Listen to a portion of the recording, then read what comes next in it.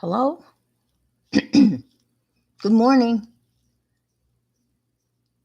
I think I got it figured out. So hopefully people will come back. I apologize. Yesterday I was all set to go and nothing happened. There was somebody else on and I thought I would jump in and it just didn't happen. So I'm here this morning and wishing you a very happy Friday Eve, as we used to say, right? It's Friday Eve, it's Thursday. So we're all good. So I will say hello. And I thought I would do the other day when there were so many of you so graciously came over to visit me for the very first time. I showed you some of the stuff that I have done. And hi, Alicia. And so I thought I would just show you some other things that I've done in the past. I haven't really been at this very long. Well, I have been. I just haven't been. Well, I work real hard at it, and I watch a lot of people, and I get a lot of ideas. And there's very few, you know, original ideas, and I try to, do and learn from all of the greats. Many of us follow the same people, and lurking is great. I do a lot of lurking. You get so much done. Is it Friday? Oh, it is Friday. Okay, yeah. Okay, Friday Eve. Yes, it is. Yes, Friday Eve is one of those things that we used to anticipate. As you know, I retired from teaching this past year, and I always wish my kids a happy Friday Eve, and they'd always give me this really odd look until they finally had to think for a minute, and then it finally dawned on them what Friday Eve meant. So to get kids to think always is a challenge. But anyway, so I was going to show you some of the things that I have created in the past, and I like to, those hard cards that you get in the mail. They're advertisements, and they come in all sorts of sizes. Well, I've started to. I used to collect them, and when I had enough to make a book, I would make a signature and sew them together, and then I would just fill them with pictures. And so the substrate was free. I just would you know collect them until I thought I had enough. Hi, Deborah. Amy, it's good to see you. Bicola, thank you for being here. I appreciate it. So I was going to show you, this one ended up being really rather large, as you can see. But this is all made from those cards that you get in the mail, various sizes of them. And then it becomes a glue book. And I mean, some of the pictures are a little bit more thought out and would maybe constitute like a legitimate collage with the elements, with the focal point and stuff. But for the most part, they were just kind of, glue stuff.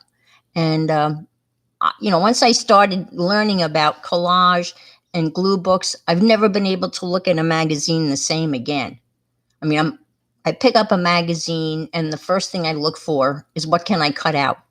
And I subscribe to magazines not to read, but to cut out. And if you look around, there's some really good deals that have, like, I get Vogue for $10 a year. I mean, how can you say no to Vogue for $10 a year?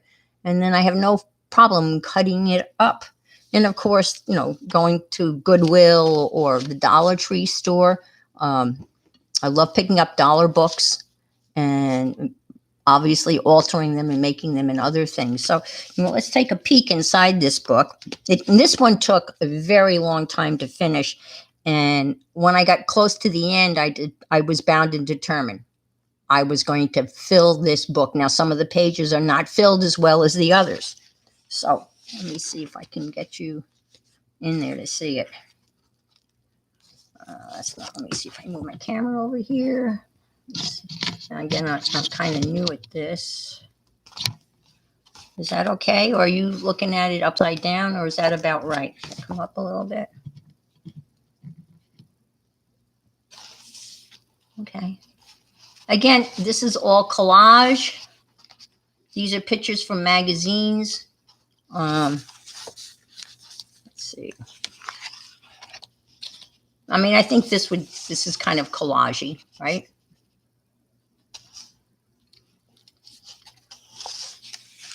Spaceman up here. So, okay. These are some of my homemade stamps. Here's a page that needs obviously revisiting or not, maybe not. It is upside down. Okay. I can fix that, I hope.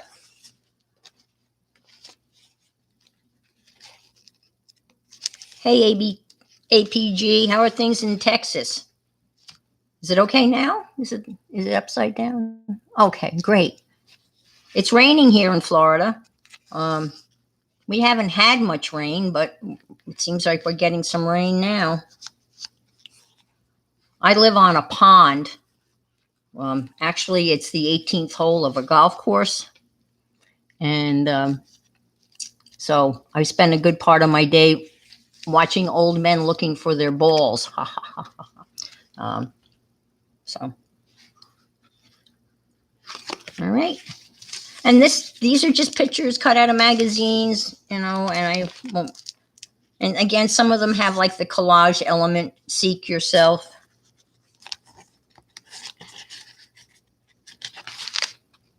I don't know what that was.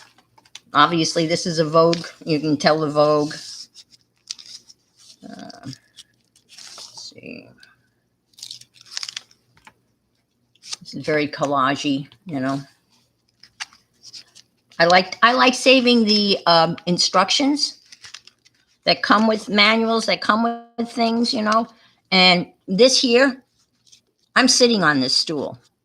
I highly recommend it. It's great. I got it on Wayfair, and it's on wheels, and it's light, and it's great. So here's a Timmy boy.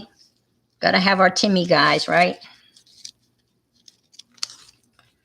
Again, here's some more instructions for that stool with some Timmy people. This is my hands collage. Here's an envelope. So I stuck that in, with a little, I guess, a tag that goes in there. And we'll stick that in there. Some more Timmy and Vogue.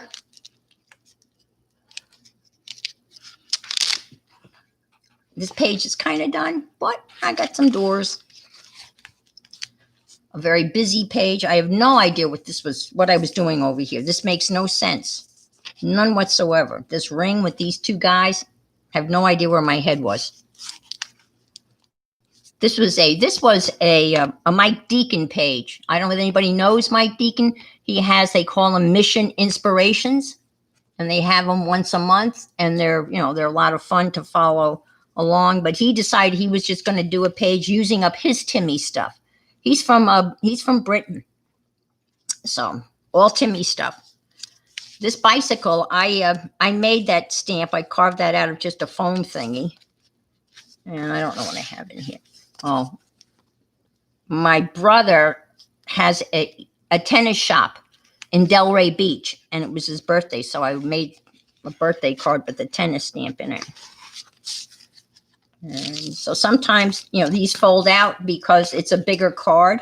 But again, these are all cards that you get in the mail. And I just sewed them together. I have one in my room that I've got 5 of these, and I was going to put them all together. But these are some of them are messy. But this is another fold out. Whoops, you can't see that. It goes all the way out here. And then all the way back here. And there's the man, Martin Luther. Here's some embossed card. Just stuck that in there. I had a student whose father traveled to China. And I said to her, gee, would you have your dad bring me back a magazine, a newspaper from China? And she did. I was impressed. Ted, little Star Trekky here. Let's see. A little sculpture. Some classical art. Another crazy Timmy page that makes no sense. More. This is like ugly. Whoops, you can't see that. I suffer from restless leg syndrome. And you can imagine what it says up here. Begins with an F and ends with a G. So Hi, Debbie. Anyway, whoops, whoops. Well, it is rated for children. Some more. These are a lot of fun because you've got nothing invested. I mean, it's the card stock that comes, in the mail. And I don't know about you, but I get an enormous amount of junk mail. And a lot of times I journal. I keep a journal. I write in a journal, and I write in a composition notebook. Your 50-cent composition notebook. And I collect fountain pens. So I typically write my journal in a fountain pen, which bleeds through. And I know it's going to bleed through. But on the side that it bleeds through, I take the junk mail that I received that day and I glue that down. And sometimes I've got some really neat stuff and sometimes not so neat. But that's how I recycle my junk mail. Here's a little, I think this is Joss paper, JOSS. With another, you'll be seeing this is a portrait of my grandfather. And I got some more of those. All right. And just more stuff. I think this one opens up. I believe, let's see. Opens up some more. This is from Artist Magazine. Again, I can't look at a magazine without looking at cutting it up. Johnny Walker. Yay. And then me as a pirate, a Johnny Walker embellished paperclip to go with the Johnny Walker. Don't you love it that now it's a woman? I mean, really, that's so cool. Johnny Walker. So I think that's very cool. Let's see what's in here. Surprises in here. And gears. Here's that picture again. That's a Vogue picture. I love this page. This one is one of my favorites. I was kind of doing the black and white thing.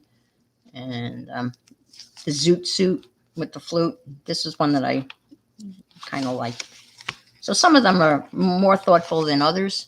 Here's some more black and white. I have a whole tray full of black and white. And one of these days I'm going to do the black and white thing. I don't know what I'm waiting for. I know. How many of you have things that you're going to do someday? This is ode to steampunky stuff. I really kind of like steampunk.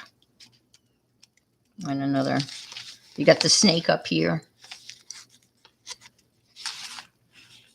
This is a little drawing I did. Another. And this is just all smiles of joy. So I get, again, collecting magazines.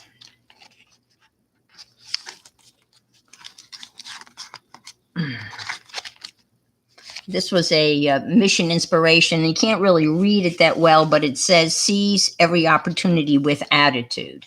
She's got attitude, right? Okay. Here's doing it right. Let's see. This was again. I have a cookbook that's called White Trash Cooking, and it's really funny. And I think we're getting maybe a couple more. If you notice, these drawings here, these are copied from the Lynn Berry syllabus. I got a copy of that, and I only have one of her books, and I've watched a couple of her videos. So I started kind of copying her style and taking notes like that, and it's just so much fun. Food. How's the kitty doing? How's Papa Louie? Is that his name, Jersey? Papa Louie? I think. I had a young man that my husband and I worked with, and he was from the village. And I kid you not, his name was Louie Papalia. So when you told me you had a kitty named Papa Louie, I thought of my Louie. And time spent with cats is never wasted. So again, another little doodle. That's one of my drawings in the end. Seriously, I have a stamp that says seriously. And when I was teaching seniors, you only can get away with this with seniors. And after, because they knew me, they knew I was, sarcastic and not, warm and fuzzy wuzzy. I always told my students the first day that I didn't love them. And there was always this gasp because all their teachers told them that they love them. And I said, I don't love you. I mean, I like you. And some I will like more than others, but I don't love you. I love my sons and my family, but I don't love you. And I used to get upset with kids that would always say, oh, I love them. Yeah, okay. I think sometimes that phrase is overused. And you might disagree, but that's kind of where I am. So that's this monster book that's basically made from all of those inserts sewn together, held together with a piece of, scrapbook paper. So that's that. Can I show you one more or not? I've got one more of, more traditional collage. And then I was going to show you something else that I'm working on. So if that's cool with you. Oh, I'm glad you agree with me. It's not, I'm just being realistic, and these kids are, 17, 18 years old, and, they're going out into the real world, and, not everybody's gonna, love them, so that's why I kind of say that to them. I think I said the other day, it was a learning curve for me when I came down here, because I've always been kind of snarky, and sarcastic. And so I had to tone it back. So, all right. So there's a book that I eventually, when I get more comfortable with this, there's a book that I bought many years ago and it's about collaging. And he's got like 50 projects. And I started going through the projects and some of his projects. And I just find it a really helpful book. And I thought maybe I would share at least some of the things that I've made out of that. And this is This is a bad book. It's for sketching, so that's on me. It ended up being a horrible book for collaging, and I don't know what to do with them. I'm gonna have to take them out. And helicopter parents, yeah. And isn't there a new phrase now called? Is it lawnmower? Have you heard that one, Laura? Lawnmower parents. It's where they mow everybody out of the way for their kids, clearing a path. I think that's newer than helicopter. So this is obviously a black and white. And in this one, you were supposed to see challenge 3, black and white. This one was supposed to be black and white or a color, and then you introduce one other color. This is Michelangelo's David that I copied. And I did it in red crayon. This was add color to a primarily black and white collage. This one, where you're supposed to kind of do a monochromatic, chromatic using shades of one color. I didn't do well on that. Obviously, that one kind of got screwed up. This one is kind of weird. It's the prompt was white on white, so I tried. This one I just did. I just thought it was silly. This little boy had such a mischievous look on his face, and I thought I would add a hand that has a glass of whiskey in it, and I just thought it was funny. That has no title. I titled it Trouble in the Making. This is a collage I did one day watching Carla. Remember when Cage Fish was on? She was on live every Sunday at 2:00 for the football widows. And so I did that. It's amazing that I even remember when I did these. I don't know that this was one of his challenges. No. Let's see, go this way. It's kind of a big book. I kind of like this one. This is a pull tab from Ginger Beer. No, this is that.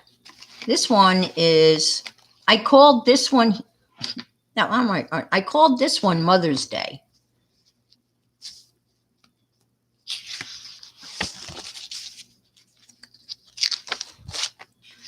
Now this here is my all-time favorite.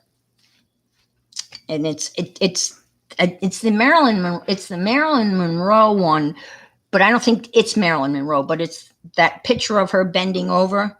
And this picture here with all of the little bugs is the picture, you know. And then I glued all of these things on, the ladder, and this is out of these are pictures out of a slum in India, and so I glued that together. But I really like this one, and this one again is, you know, cut up pictures of different artists. I think this is some famous, I want to say Dolly Madison.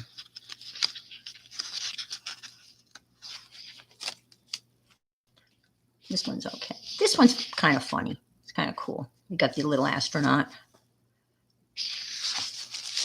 I don't know. I have no idea what was going on here. I was tracing, and then got to have me some David. David's got the best butt. I tell you what, Michelangelo knew his butts. This is not finished. This one is another one of my favorites. I have this picture of this little boy. There's a magazine that I get an ad from every once in a while. It's kind of like a journal, and they have this little boy in this picture. I mean, I have one over here waiting to be used again because I just love that little guy. I mean, he just kind of epitomizes summertime, running through the tall grass. No cares in the world. Quiet, please. Again, some of these I don't have any. I have nothing to say. So we'll just move on. I have nothing. I don't know what I was thinking. Must have told you. Cat. I mean, obviously. This was one when I had the restless leg syndrome. These illustrations here are from primarily the New Yorker magazine.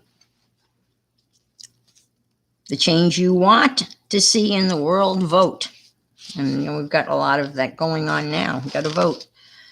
And this is another one that I kind of like, the juxtaposition. That's a big word, right? Juxtaposition of these were models, and this is abject poverty in India. And because I glued in the rabbit, so kind of like that one. There's my David again, charcoal this time.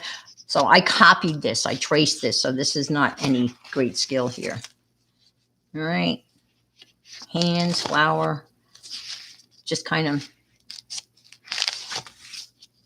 this is gauze behind this, gives you a nice texture. I drew her, I don't know, I had scribbled some ink on the, an ink pad, and just kind of scribbled it, and then I don't know, I saw this face in that blob of ink. You know, I know sometimes that happens to you. You throw something down and all of a sudden you see something else and you go, oh, Yeah, this is, again, a hot mess. Sometimes, you know, you get carried away. This is paper. I made this paper. So it was a fun project. The next one, I have no idea. I don't have any, I have nothing to say. I don't know what the hell I was thinking when I did this, but I do know that this is Dolly's head. Salvador Dali. Beyond that, we'll move on. So let's see. I was practicing a style of painting, and this is on one of those, phone books. I decided how cheap can I go? I mean, I do a lot of stuff on cardboard, I take cardboard boxes and I cover them in gesso, and then I paint on them. And so this is a phone book.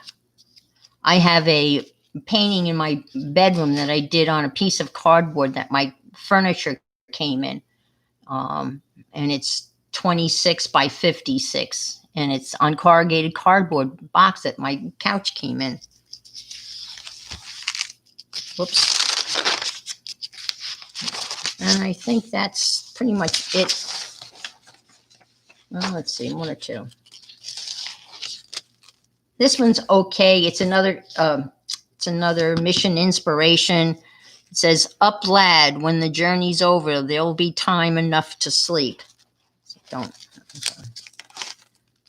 I just liked her. You know, kind of like, what else can go wrong today type of thing. And that's the end. So thank you so much for traveling through some of my art books. I appreciate that. So I wanted to share with you, if we're all good, we're good to go. Let me show you. I made a master board. You know what those are, right? They're kind of neat. So this is the original master board. And then you can make copies of it, and then you can use it for collage or whatever. So you just slap down some stuff. And thank you, Kimberly. Thank you, everybody. I appreciate your support. It's amazing. And those of you that have been streaming, you know what a great feeling it is when you have people that, are supportive.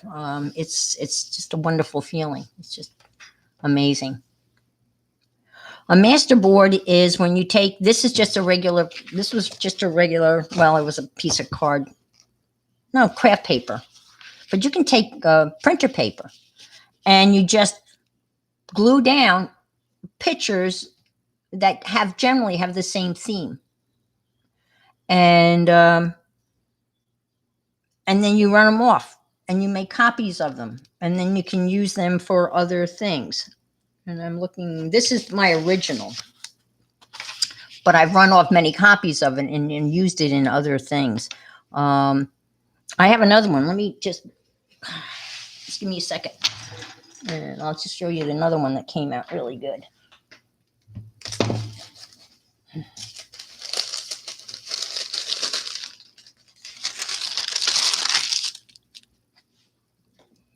Now, this is just a collage of black and white. Actually, it was not black and white. These were colored pictures of people that I cut out of magazines, and I glued down, and I glued down on a piece of printer paper. And then I printed it off. This is onion paper. Doesn't that sound? Oh, that's great. And of course, when you print it off, you have to tape this to a regular sheet. There's a term for that. Kathy Berg had the official term for when you do that. Is it upside down again? Oh, I know. Thank you. Oh, that's right. Is that better? Carrier paper. Thank you. That's the term. Thank you so much. I knew there was a term for it. See, I learned that 2 days ago. So I love it when I learn things. Okay, carrier paper. But this is just on an inkjet printer, and it soaked right through. You could if you wanted this kind of grainy kind of look, you could definitely, use this side of it. But again, you just cut out a whole bunch of stuff and you just slap it down on a piece of, whatever. And then you make, collage paper or paper that you can use for other things. So I thought I would share that with you. Again, using up stuff. So this is the master board for this masterboard literally was made for the industrial project, the industrial journal project from Rosemary. So I made this to kind of use in that. And I have found another woman, and when I learn how to put a link below, I definitely want to share with you this woman's work. Her name is, maybe you already know her. Her name is Ava, Bohemia Ava, or Bohemia, she left it alone. Bohemia Crafting. She's from the Netherlands, I believe. I don't know whether you've ever heard of her. And I'll recommend Pixie Spray. Yeah, I have some of that, or I think I have some of that, and I wonder whether those. See, the problem is you got to really. I think you got to tape it. Yes, that's her. She's awesome, isn't she? Well, I'm going to show you one of the things that she made that I've made to copy her. Oh my gosh, she makes amazing stuff, and she's so funny. Oh my gosh. Yes, I love her. Yeah, when you put that, that kind of like onion paper down on something like that, it's, I found that if you could use Pixie Spray, but the problem is if it's really light, if it's not really attached, like, to the ends, it gets caught. And that's, so I find just 2 pieces of tape at the end, to keep it. And once it gets in the roller, it's okay. Because it took me about, I can't even tell you how many times it took me to figure out what side I had to put down. My brain I'm dyslexic, so everything is backwards. That's why I'm upside down. I think I was a breech birth, and I came in this world upside down, and I guess I've lived my whole life upside down. But it's things takes a long time for things to process. So I can't tell you how many times I put the paper in the printer the wrong time. You would think I would have marked the paper. I now have a big note in my study where my printer is, reminding me, which side is down. So it's like laying sod. You yell out green side down. That's an old sod laying joke, I guess. Anyway, so she had a master board like this, and she made this neat little thing. And I guess she called it a slide cover. And I'm going to put it in my journal, the Industrial Arts Journal. And but I'm going to make one right now. So again, here's a piece from my master board, and she cut it 3 inches. So I cut it 3 inches. That's why you just see the tip of the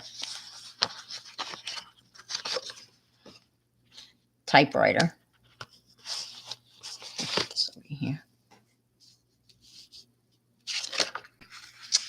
And then all she did was she cut out a square. And,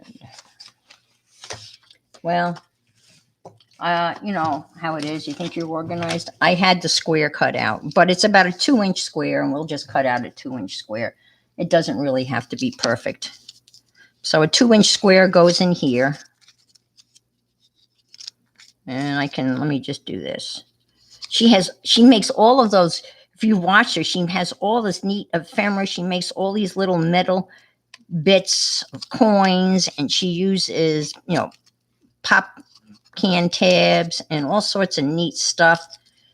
And she's just a joy, absolute joy to watch. All right, so I can just do this.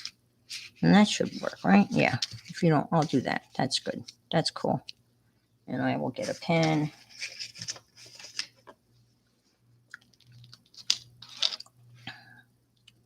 Let's see. I'm kind of go like so. Yeah, that looks good. Yeah. Something like that. I'll just kind of do it doesn't have to be exact. She has a beautiful square punch. I don't have very many punches. And I have to tell you, maybe you guys have better luck, but I know a lot of times when I buy punches, they they jam a lot. Do you have that problem with your punches jamming a lot? Um, and you go online to find out how to fix the jam, and there's not really any solution um, other than throwing them on the floor.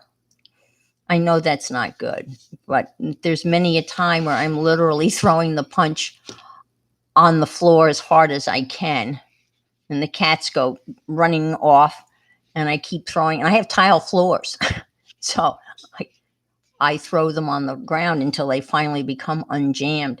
And then they say that the best way to sharpen them is to punch tinfoil through them.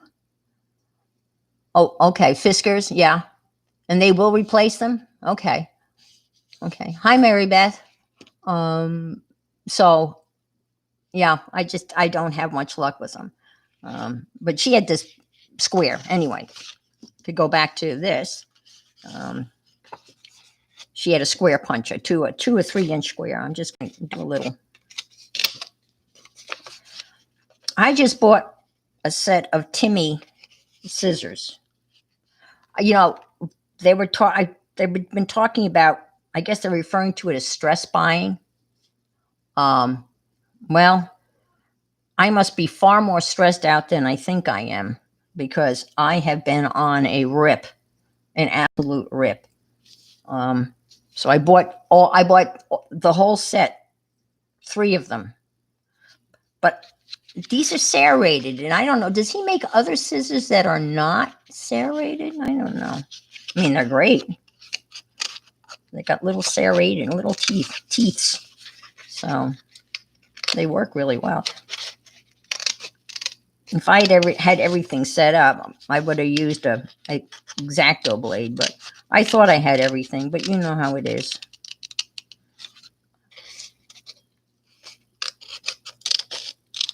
The other thing I learned from Ava is her name. Now, I haven't been to the Dollar Tree store in a while. I haven't ventured there yet. I've only been to the Essentials, which is the liquor store, the drug store, and the grocery store. So I haven't ventured out too. But where I live, we have Michael's and Hobby Lobby in the same shopping mall area. And the Dollar Tree is in that area too. So they're all kind of close to one another. So she's got this cut out like so. And then she kind of folds it like so. So this is kind of like even, right? Like so. And then she uses all sorts of things as punches. She doesn't have she uses the punch off the thing that makes the envelopes. But I'm gonna cut this down a little bit. Let me just follow this like so. And I'm just gonna cut it down to about here-ish.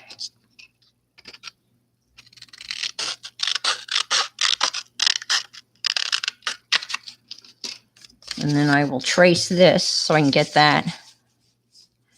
And do you know, so what she was using the other day, she was dyeing paper. And do you know what she was using to dye paper with? You ready? Maybe you already know. Brown shoe polish from the dollar store. Brown shoe polish. And she just painted it on. And it came out, it was great. So cool. So I'm going to use brown shoe polish. Unfortunately, I had to buy my brown shoe polish at my grocery store, so it wasn't kind of like the cheap stuff. I had to pay quite a bit of money for it.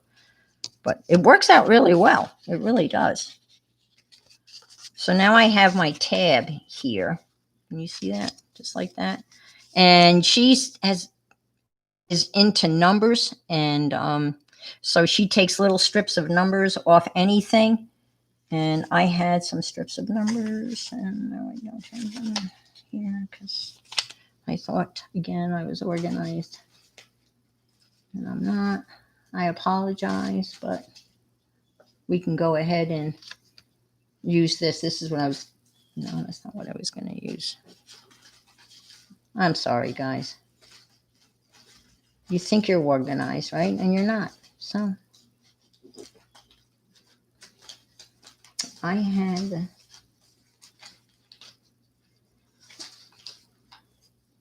I don't know what I did with it. No. Okay, it doesn't matter. I can use this. So she embossed this. This is a piece of acetate that she just embossed.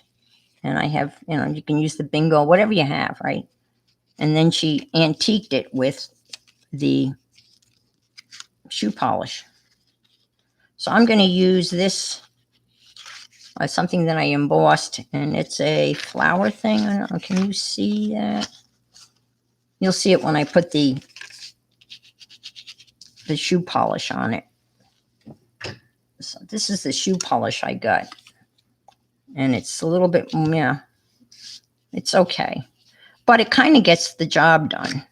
As you see, you just kind of hold it like so, and you just kind of press down, and you kind of get a nice little antique patina on it. Now she used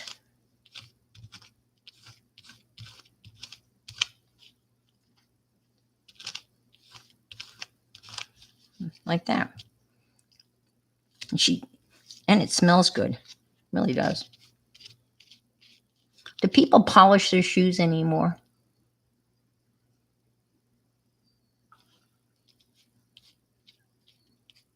I don't know. I polished a pair of shoes a while ago. I had to go out and I had black loafers and they were a mess, and I didn't have any black shoe polish. I only had brown. And you know what I ended up using? I went online, of course, and I Googled, how can you polish your shoes, leather shoes, and you don't have shoe polish? And the answer was olive oil. So I smelled like a salad. No, not really, but I did use olive oil on a little cloth, and just kind of rubbed it in and buffed it out, buffed it, and boy, those shoes shined. So if you're in a pinch, olive oil. I have my boots. Oh, you have someone polish them for you, or do you polish them? I find polishing shoes kind of therapeutic. Again, it's repetitive, and then when it's done, it just, they look so shiny. My brother was a Marine, or you don't say that. Marines, he is a Marine, even though he's not, if you know what I mean. But if you are a Marine, you are always a Marine. You never say was a Marine. You are a Marine for life. And he's 80 some odd years old. And, he talked about spit polish. And I never understood what a spit polish means. And a spit polish means that you spit. Literally, you spit on your shoes as you polish them. That really brings out the shine. So not only was I rubbing olive oil onto my black loafers, but occasionally I would spit here and there, and that really brought out the shine. At the rodeo, are you a cowboy? Do you ride rope? Do things like that, Alicia? Alyssa? Yes, no?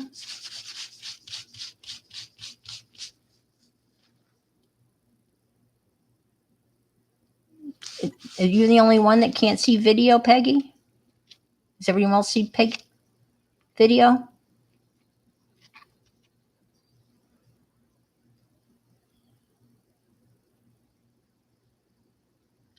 Oh, very cool.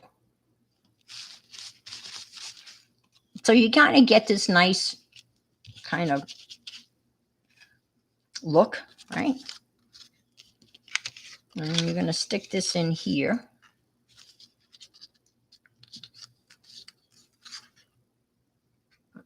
Let's see, I want it this way. I'm going to cut it down. I had a principal in New York, and she competed in the rodeos, and she traveled around and was a competitive rodeo roper, maybe? Is that when they go around the barrels and they try to rope the calves? She was a very imposing woman. Her name was Kay Gould. I will never forget her as long as I live. Those of you that have been in education know that sometimes principals are not, I don't know, not the best. They sometimes get too removed from the classroom and they don't know what's going on. And but man, Kay Gould, when she was coming in to observe teachers unannounced, supposedly, she always wore the same suit. She didn't realize that she was wearing the same suit, but we did as the faculty. So whenever we saw her wearing that suit, we would say to one another, she's on the prowl today. She's going to be, observing somebody or some of us in our classrooms. And she had no idea that she wore that suit every time she came out to observe us. And she wore high heels, so you could hear her clicking down those hallways in that suit that she wore. But she held a lot of respect, not only from the teachers, but the students respected her.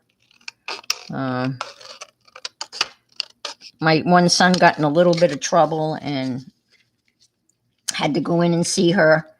And he came out in tears, but all was good. Yeah, my boys, hated the fact that I worked at the same school that they went to. Hated it. Absolutely hated it. One day, my oldest son was misbehaving in French class.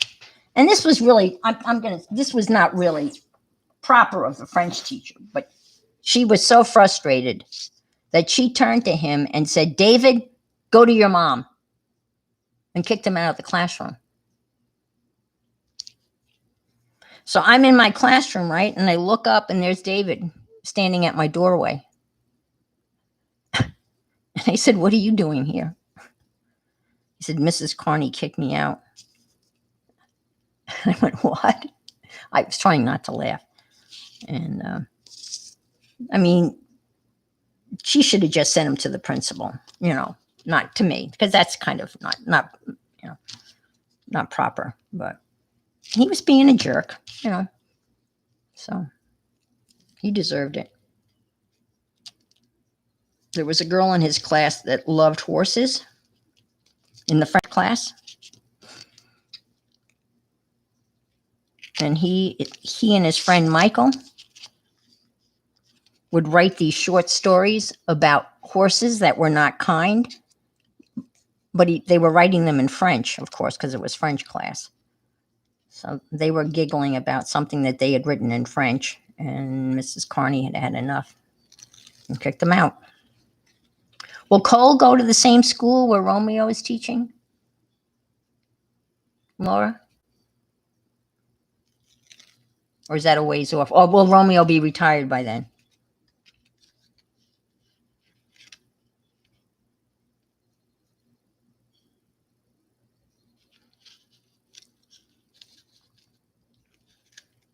Yeah, it's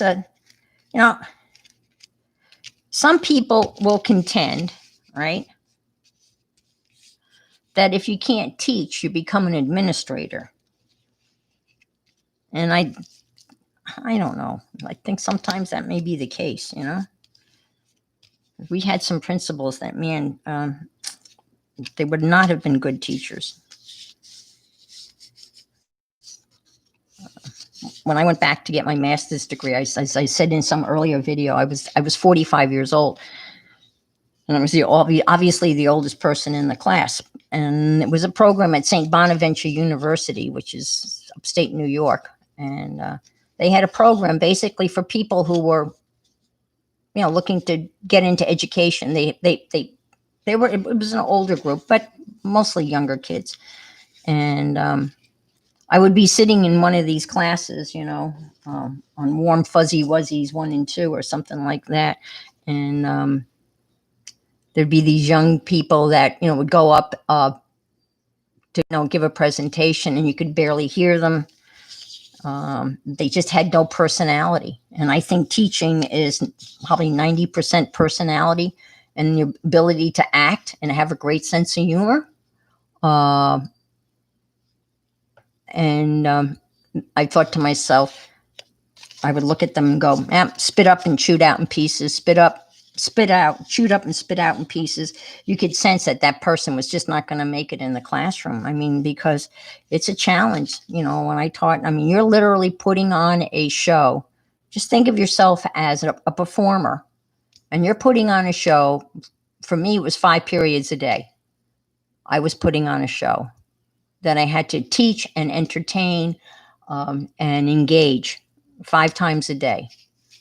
And it's a challenge, and there are those days where it's obviously more of a challenge, but for the most part, it's highly rewarding for sure. Well, I'm sorry, I shouldn't go on my teacher thing. It's just that it was a big part of my life, obviously. All right, so you need to put something behind here, obviously. Whatever I got some stuff here I can glue down behind. I had some other stuff when I thought I was so organized, and I wasn't, but you get the idea. You would glue something down here, right? So you have something behind this, and then you can stress this out, the magic, kind of give this a schmooze. Oh, that came out good. That was a good schmooze. Well, you might as well do a little more schmooze, right? It's really kind of the right color. I think the Dollar Tree would be maybe not as intense, which would probably be even better, right? You think? I just got some of that wax. I don't have any Daddy Vans wax. That's the next thing on the list that I don't need, that I want. I got the other wax. Oh, the wax that's Finnabar, is that it? That smells so divine.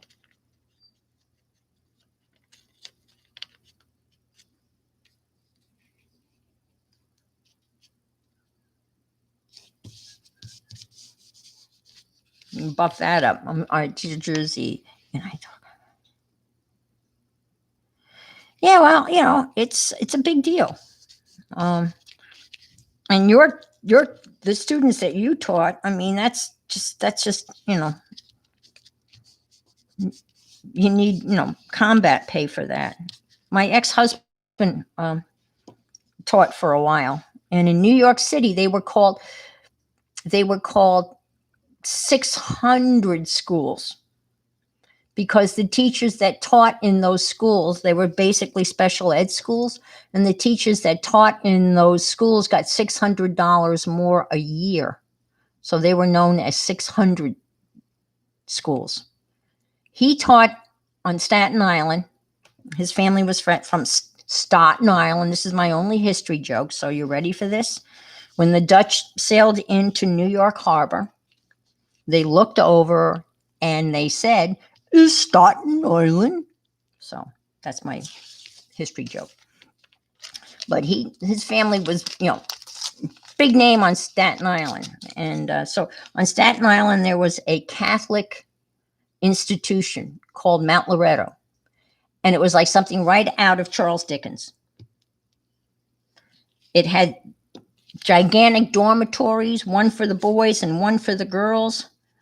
It was run by, I want to say, they weren't Jesuits. It was another order. And there literally was a special ed 600 school on the grounds. Yes, that's what, and actually that scene in the church, that's the church at Mount Loretta, Mary Beth. that church where they get married, that's that's the church on the grounds of Mount Loretta.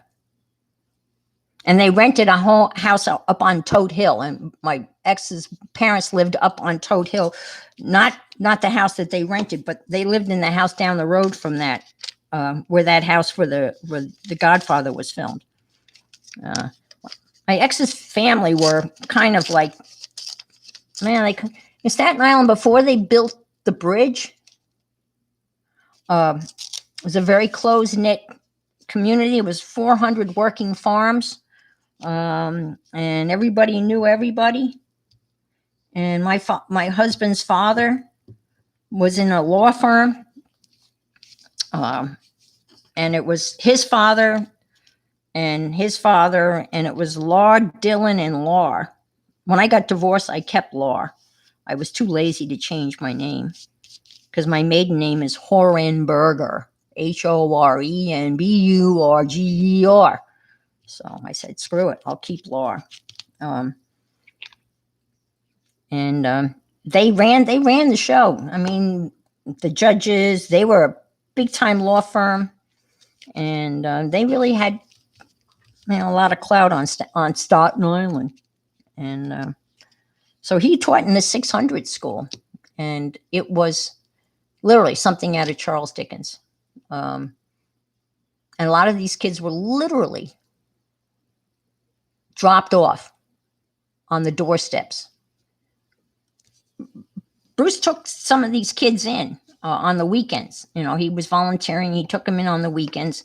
And so when I met him at my grandfather's funeral, very romantic. I became a parent to some of these kids. They would come every weekend.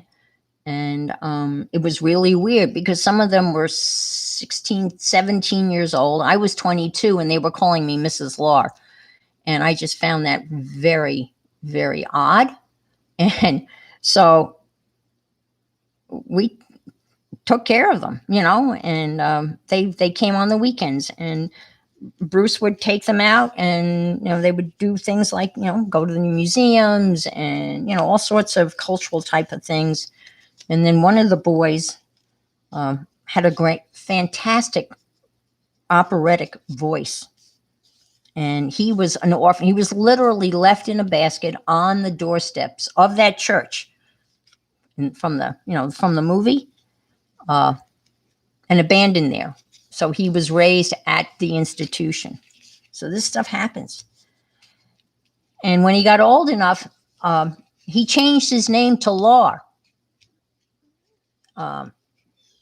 He wanted, to be Byron Law, and he became an opera singer, and which was very interesting. So these boys, had very hard lives.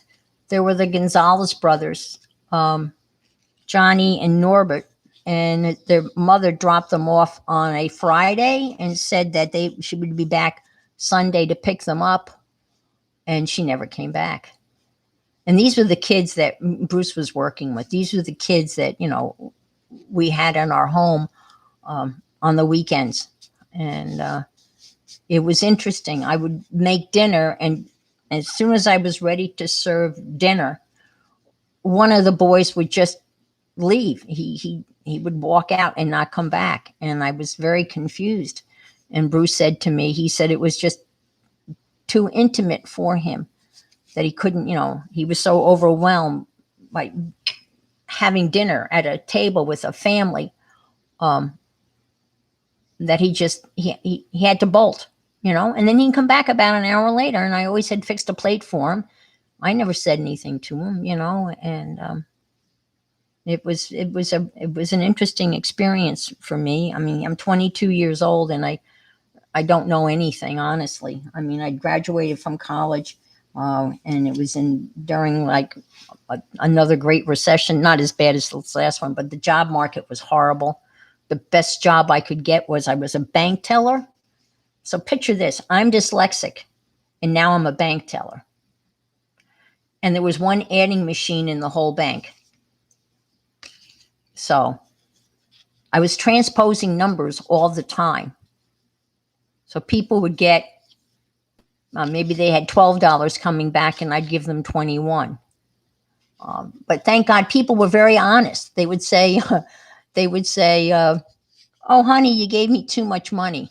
Um, so I obviously that this was not a job for me. And then my ex-husband came along and I guess he rescued me from a life of being a bank teller. And I have to tell you, I don't know what you know about bank tellers. You know, everyone says, "Oh, banker hours." Yeah, that's a myth. And you don't get to go home until everybody proves up at the end of the day. So everybody goes through their cash drawers, right? And they count up the money. And you're given a $10 leeway. You have $10. If you can either be up to $10 over or $10 under, and you're considered proved.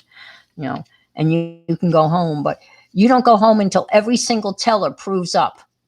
So there may be some teller that is having trouble proving up, and we're all there until everybody is proved up.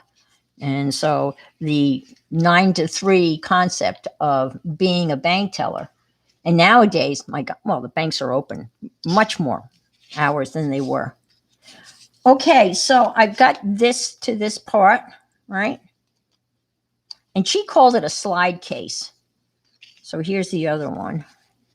So all I have left to do is to maybe glue some numbers here and punch some holes.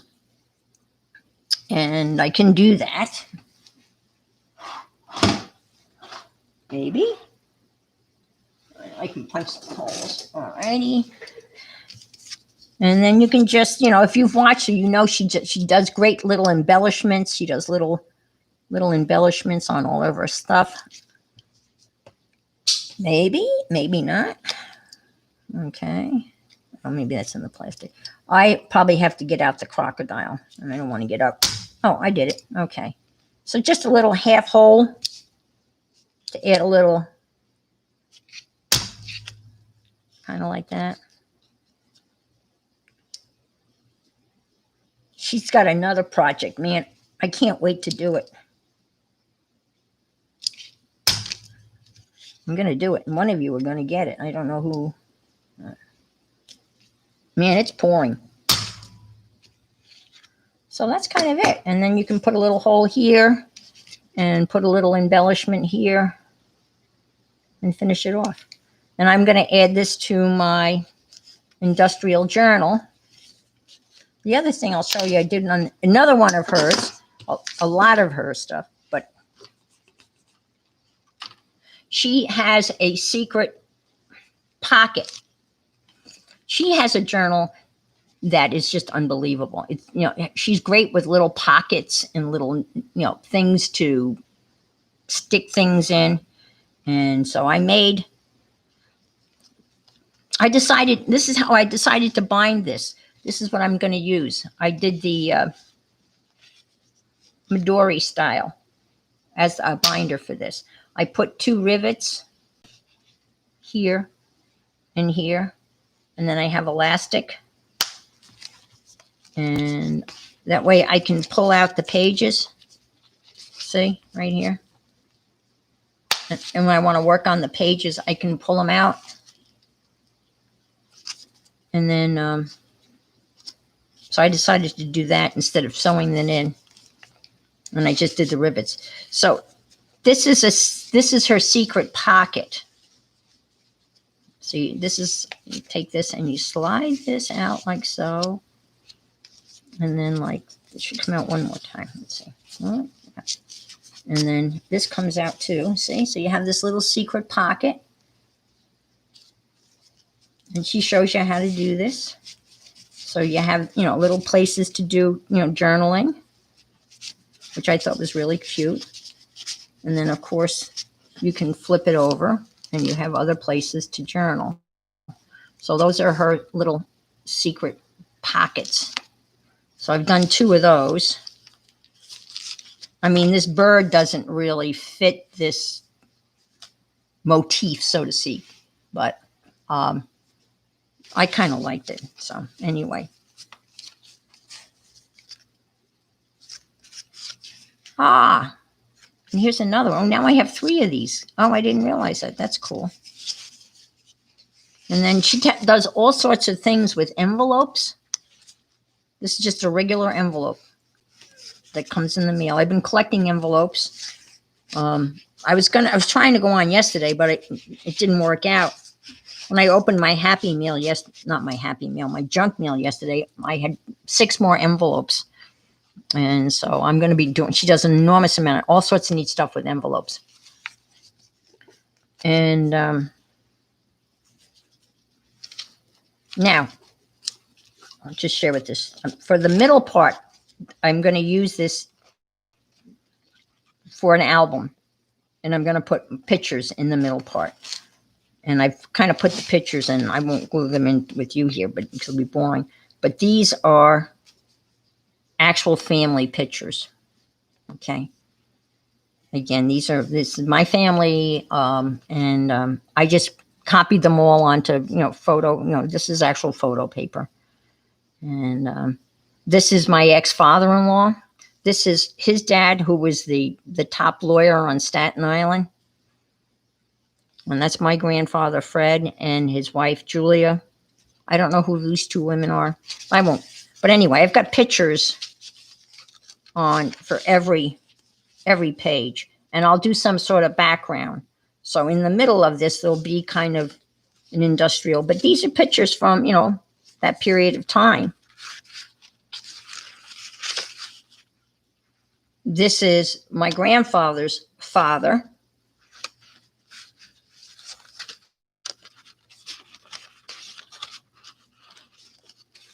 And this is my mom, Eileen May Conley. Can't get more Irish than that. Her father's name was James Conley. Now, I made this cabinet card from some software. And it wasn't taken in Memphis, but that was the cabinet card. My mom was pretty glamorous, not like me at all. I was such a tomboy. And my poor mom was such a lady. And, she used to always tell me when I was married and of childbearing years, she says, I hope you have a little girl who wants to wear makeup and dresses. And I went, no, I don't want that. Thank God I have 2 sons. But she was this was taken in St. Augustine, I do believe. So I've got some pictures of her. So these were all probably taken in the 30s. This was Florida, may have been Jacksonville. Let's see. This is her grandmother. This woman was unbelievable. His name was Abelard. And he was supposedly part Brule Indian. And her name was Margaret Mather. And when she married him, her family disowned her because her family were doctors and lawyers. And she married this half-breed, as they referred to him as. She ended up working in a lumber camp up in Canada. And but she was Scotch Presbyterian. And this is all of her kids.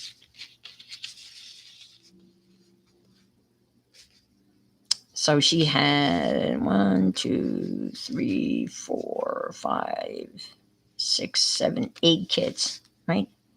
And this little guy, Tommy, he was Mongoloid.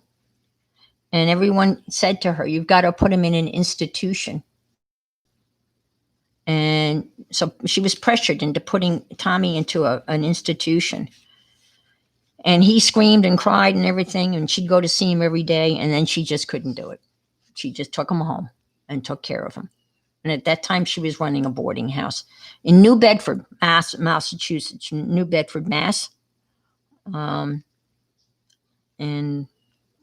my mother always said to me about her that her grandmother always made her feel that she was the only one, that she was the special. She was the most important person in her life. Her grandmother had that way about her.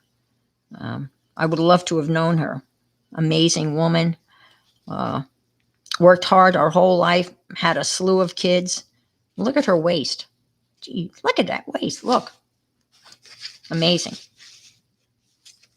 Now, he was accused of being a horse thief, which was not, that's a pretty serious accusation.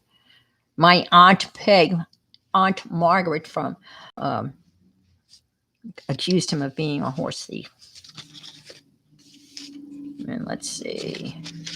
All right. Yeah. And whoops, I keep on going upside. I don't know whether you'd want to run into this group or not. That's my grandfather. These pictures were probably 1918-ish. This was probably taken up in the Bronx.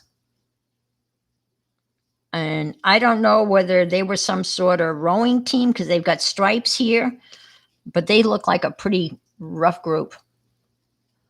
Yeah, that's a great idea, Alicia. And I probably should write little stories that I remember. And I'm so mad at myself. And my mom passed away 4 years ago, and she was 94. And she held a lot of the stories, obviously, about her side of the family. And I always said, I'm going to sit down and I'm going to interview you and I'm going to record.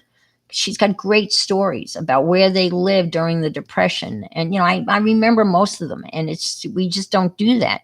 And, I'm always amazed at, how little we know about our parents before we come on the scene, so to speak. I know now, but really, when you think about it, at least in my family, we didn't know much about my parents' lives before, we came into existence. My mother, I do know, and this was she was an only child. This is kind of interesting. She was an only child, and so was my father. So I have no aunts and uncles. So both of them were only children. Both of them were married before they married one another. I have a brother and a sister, an older brother and sister that were from my father's first marriage. And then there's myself and my younger brother, Jimmy, the island mon who lives in St. Thomas, were from their union. But I didn't know anything about my mom's previous life. I don't even think I knew that she'd been married before until much older, And so it was interesting. And then I found out that, the guy that she married ended up being a real jerk, abusive, alcoholic. She found herself pregnant, and she got an abortion. I just can't imagine. Catholic, Irish Catholic, abortion in the 1930s. Somebody, knew somebody. She got back home. She was down in Georgia frying shrimp in a bar that her husband's family owned, and somebody gave her some friend sent her bus money to go back home to New Bedford, and so she had a horrible life. A hard life until she met my dad, and it's amazing, those stories that, what your parents go through. And my brother and sister, they were left alone. My dad had joined the Navy, and he was off fighting the war, and their mother didn't take care of them. And my father's parents entered the scene. And through the lawyers and knowing the judges, my father was granted custody of Julie and Fred, and they went to live with my father's parents. So they went through a lot. It's very interesting how there's all these other stories that we don't really know. But yeah, it would be great. That's a great idea. I really should just, write it down. Even if I just, actually just make a little pocket, and just stick it in there. And then this journal becomes more than just, a kit, even though I didn't buy this kit, um, because I had a lot of this stuff. And I have my little elevator. I put my elevator in here. I think I showed you, because my grandfather, he ended up working for Otis Elevator. He was a draftsman. So, all right. And that's the back. So I've got a lot to do, but I got a lot of stuff ready to just basically sit. I've been collecting stuff, ephemera and little bits and pieces, and I will just put that all in there. Yeah, I mean, it's interesting. You would never know that they, I mean, had hard lives. You know, my father was going to make the Navy his career, and after World War II, they were doing flight training, getting ready for the Korean War, and he was a flight instructor. He was a naval pilot, and he'd gotten his wings at Pensacola, as a matter of fact. And my sister was born on the Navy base in Pensacola, and I was born on the Navy base in Newport, Rhode Island. So they were doing trainings, and he was in the Coronado Valley, which is in San Diego area, and there's a fungus that's indigenous to that valley, and it got into his lungs, and they didn't know what to do or what it was. So the only thing that they knew what to do was they removed his lung. They took his lung out. And here's a man that had planned on making the Navy his career. He was going to be a naval pilot. He was going to be in the Navy. And then he was not in the Navy because he could no longer fly. He had one lung. And there was a gentleman that he had gone to flight training school with at Pensacola who had washed out, had flunked. And that man and his brother started a airline called Seaboard World Airlines. And my father wrote them a letter telling them what had happened to him and that he was no longer in the Navy. And the guy's name was Art Norton. And he sent my dad a letter saying, well, it's the Navy's loss, our gain. You have a job waiting for you whenever you get here. So we drove across the country from California back to New York. LaGuardia, Seaboard World's main offices were in New York City at the time. Bought a small house on Long Island, and he worked for them until he retired and then moved to Florida. But that's not what the plan was. You know, he'd wanted to be a flyer, and he couldn't. So life, you never know what life is going to give you. And I was always amazed because he could hold his breath longer than us kids could with one lung. So he was just an amazing man. So, well, I don't want to keep you any longer. There's some things that I would like to make with you maybe the next time we get together. And again, you guys have been wonderful. Laura has been just incredibly, well, you all are, but Laura in particular has been such a help, and it pushes me. And anybody, we need to be pushed, shoved, or whatever. And but thank you so much. And next time I'd like to make some faux stamps. But before we go, I'm just going to. Those of you who are doing the iCAD, if you've been following along, the prompts are getting weirder and weirder and weirder in my mind. I didn't know what to do with David Bowie. I mean, I know he was a musician. So I started looking stuff, and apparently he made a movie that was called The Man Who Fell to Earth.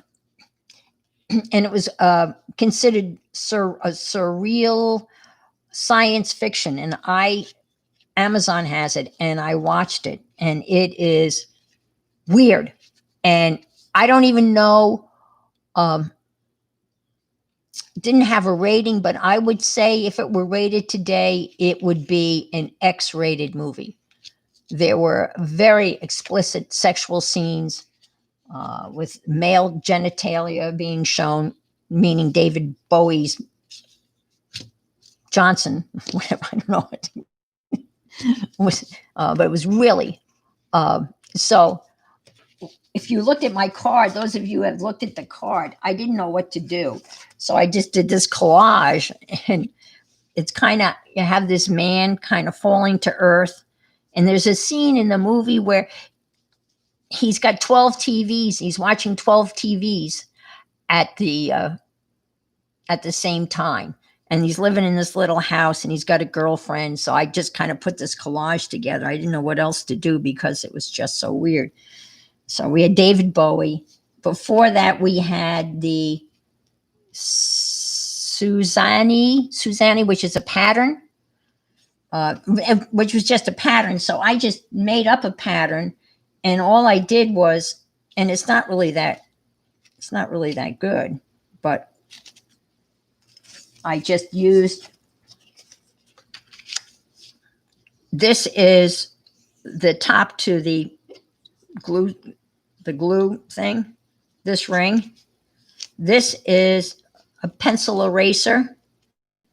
This is the end of a skewer stick. This was a stencil. And so I made this little pattern for that prompt. This is my wind catcher. This is just a cardboard ring that I made, and I covered in some yarn, and I didn't have any feathers, so I had feather stuff. And these are some paper beads that I had made. So that was my wind catcher. And my bookcase. This is my bookcase. This is a Mandela I drew doing the Bar Owens thing.